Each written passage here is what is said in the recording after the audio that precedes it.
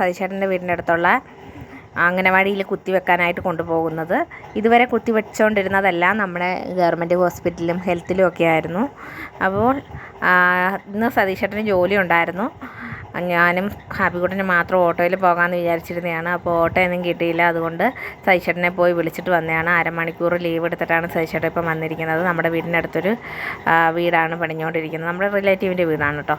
അപ്പോൾ നമ്മൾ ഇങ്ങനെ പോവുകയാണ്. പോകുന്ന വഴിക്ക് അച്ഛനും അമ്മയും കണ്ട് അവർ ഒരു കല്യാണത്തിന് പോവുകയാണ്. നമ്മുടെ വീടിൻ്റെ അടുത്തെന്ന് പറഞ്ഞാൽ കുറച്ച് ദൂരമുണ്ട്. അപ്പോൾ ഇതാണ് അംഗനവാടി. അങ്ങനെ അംഗനവാടിയിൽ എത്തിയിട്ടുണ്ട്. അവിടെ കുറച്ച് ആൾക്കാരൊക്കെ വന്നിട്ടുണ്ട്. ഒരു 6-7 പേരൊക്കെ ഉള്ളൂ. നമ്മുടെ നമ്പർ 6 ആയിരുന്നു കേട്ടോ. വൈറ്റമിൻ കൊടുക്കാനും പിന്നെ കുത്തിവയ്പ്പിനുമായിട്ട് 6-7 പേരേ ഉള്ളായിരുന്നു. ഇതവിടെ പഠിക്കുന്ന കുട്ടികളാണ്. അവരെ ഇങ്ങോട്ട് മാറ്റി ഇരുത്തിയിരിക്കുകയാണ്. ഇത് കഴിയുമ്പോൾ അവരെ അകത്ത് കയറ്റി പഠിപ്പിക്കും. ഇത്ര ആൾക്കാരൊക്കെ ഉള്ളൂ.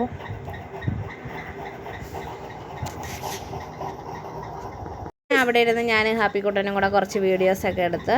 അപ്പോൾ സതീശേട്ടന് ജോലിക്ക് കയറേണ്ട സമയമായി വരുന്നുണ്ട് കേട്ടോ. അപ്പോൾ സതീശേട്ടൻ എൻ്റെ അടുത്ത് വന്ന് ചോദിക്കുകയാണ് എപ്പോഴാണ് ഡോക്ടർ വരുന്നതെന്ന്.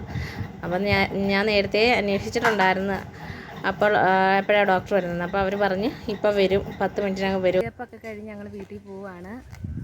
ഹാപ്പിക്കുട്ടനെ കരച്ചിലൊക്കെ മാറി കേട്ടോ. അങ്ങനെ ഞങ്ങൾ ഹാപ്പിക്കുട്ടനെയും കൊണ്ട് വീട്ടിൽ വന്നപ്പം ലച്ചു ചേച്ചിയും ദേവി ചേച്ചിയും സ്കൂൾ വിട്ട് വന്നിരുന്നു.